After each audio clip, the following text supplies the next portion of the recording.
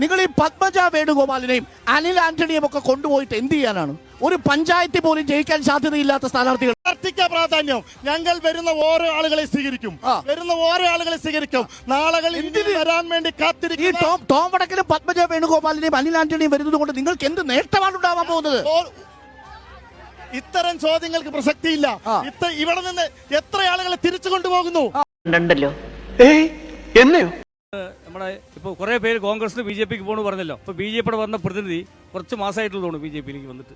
ഈ പ്രതിനിധി ഞങ്ങളുടെ പ്രവർത്തകനാ, ആലത്തൂര് കോൺഗ്രസ്. അവര് പറയുമ്പോ